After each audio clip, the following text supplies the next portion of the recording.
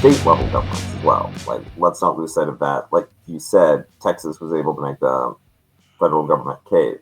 And one of the most likely counter strategies to sort of Trumpian overreaching will be states' attorneys general from blue areas suing in federal court. And the problem there is that the Justice Department needs to play ball, right? It needs to at least go through the motions, right? Having a pro forma structure that looks legitimate.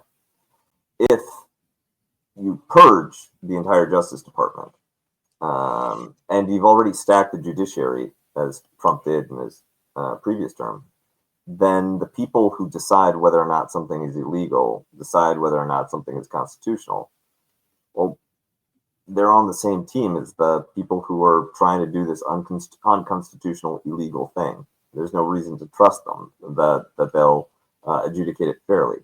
And I also don't think it needs to come to that, because Trump, by framing this as the deep state and then the federal bureaucracy, he's picking some low-hanging fruit.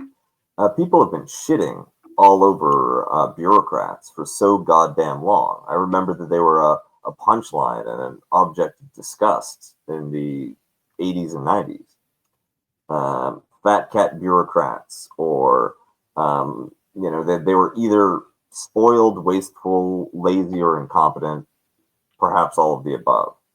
I think that there was a successful Gramscian delegitimization of this entire class as anti-populist, right? Snobby, but also incompetent. Also, they're taking your money. And I think that it will be a challenge to actually frame cuts in the federal workforce as something negative in a broadly populist way. I agree with that. I mean, I'm just looking right now about the House Oversight Committee, which started in has called for hearings about the legality of sanctuary cities and sanctuary laws. And that hearing's going to happen on February 11th. Do we think the Democrats who admit, I mean, the Republicans only have 3 more Congress people in the House. They hold the majority by 3, which for the House is an incredibly low majority. Do we think do we see the Democrats as doing anything about it? The reason why I say that is on the authorization for some of these ICE raids, we saw the Senate fold with only 9 Democrats opposing it. And I want to point out how the Democrats message on this. They were attacking Bernie for being bad on immigration, and he's one of those only people who was in the 9. So I just, I also don't know that I trust the National Democratic Party either. They to me to is the more rolling over. Basic point, right? So, because I don't think necessarily supremacy clause, therefore, therefore the federal government's gonna succeed in stomping all these local efforts, because look, to a great extent that's not how it played out in the first Trump administration. That's true. Trump deported famously fewer people than Obama did, and not for lack of trying, right? He tried like crazy. But I think there are a few reasons why he didn't wasn't able to run those numbers up. But I think a big part is that actually there was quite a bit of state and local backlash, and lots of the sanctuary city stuff, etc. I think the bigger reason to worry that it won't play out that way this time is because the politics of the Democratic Party are different this time. I mean, remember how Kamala ran on immigration.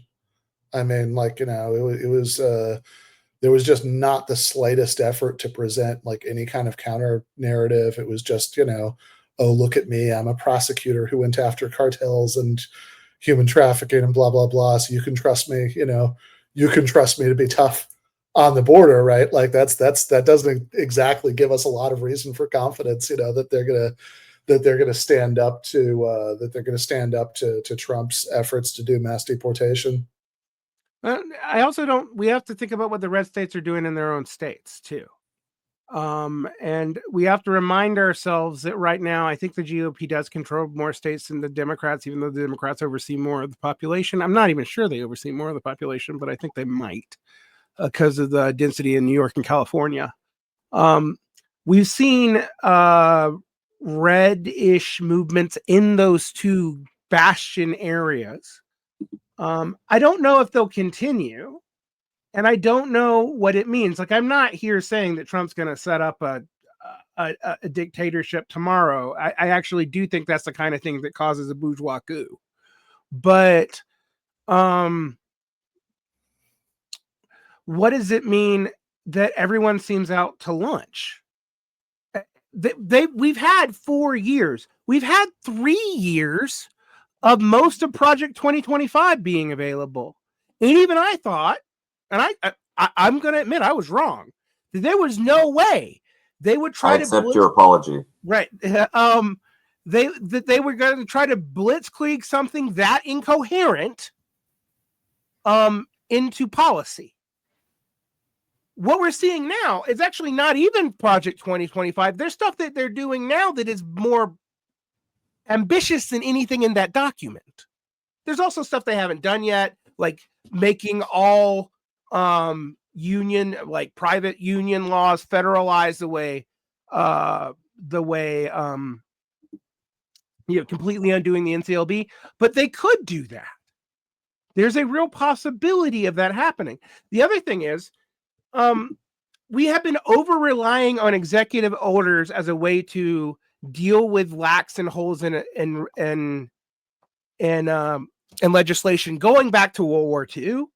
It really accelerated with Reagan and kept accelerating through Clinton and even more through Bush 2 and even more through Obama, to the point that basically almost most federal action by the time you get to the second Obama administration, the Biden administration, and now Trump, both Trump administrations, actually happens through executive fiat, which is why you've seen a lot of radical liberals, for lack of a better term, try to defend the administrative state so thoroughly because they're like, oh, it's what's managing the apparatus of democracy. And in some ways they're right. But the problem with that is it's not, the administrative state is definitionally professionalized and thus not democratically super responsive. It is responsive to democracy, but slowly.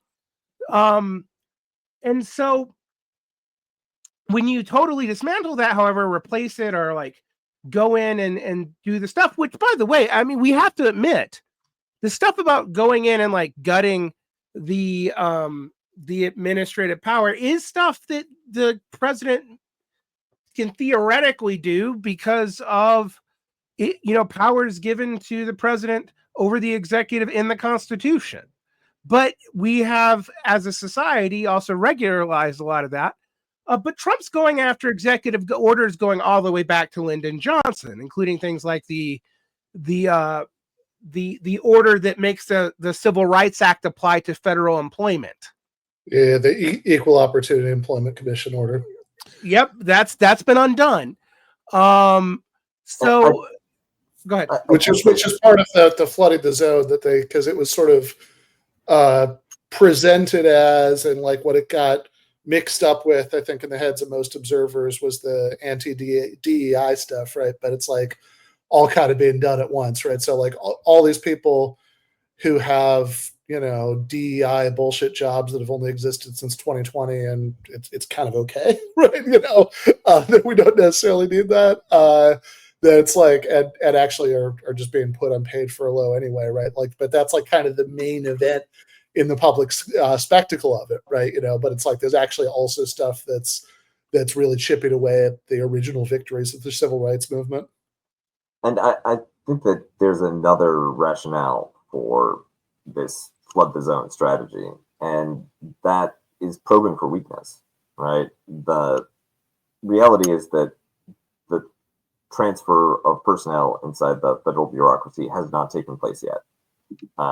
You have fired all of these people, but there's still many federal employees that are essential.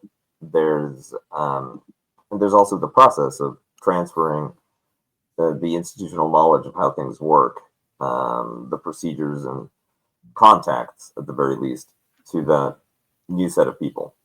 That hasn't happened yet. And But there is a perception. Even the Bolsheviks, couldn't win without a bunch of czarist generals. Like, there are people in any system who know how to work the system. Oh, absolutely. Yeah, exactly, precisely. And if you you don't know who's going to put up a fight, you do have at this current moment, it feels like the Republicans are a juggernaut. Trump his legitimacy is unquestionable. He's the new president. He's seeing how far he can go where there's softness and vulnerability inside the state apparatuses, like a class and an organization. There is a lot of dead weight inside the bureaucracy. Trump wants to score some victories, so I think that once a weakness is identified, the agenda will shift in that direction. I'm more frightened about the fact that I think this is his approach for foreign policy as well. But when you hit resistance inside the U.S. state apparatus, it's going to take the form of lawsuits, job action, regulatory complaints, maybe some guy in a suit telling you no. And maybe that person's backed by a more powerful interest group. But those are all manageable.